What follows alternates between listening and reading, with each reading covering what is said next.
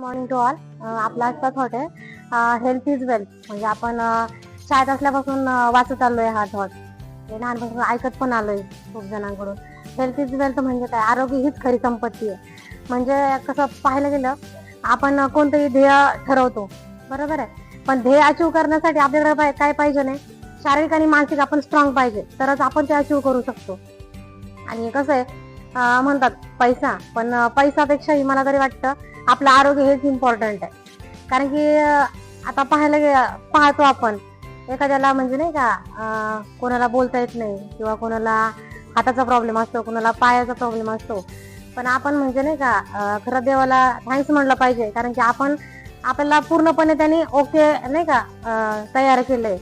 मग तेच सांगायचंय, म्हणजे आपण आपल्या शरीराकडे आपलं स्वतःचं लक्ष असलं पाहिजे.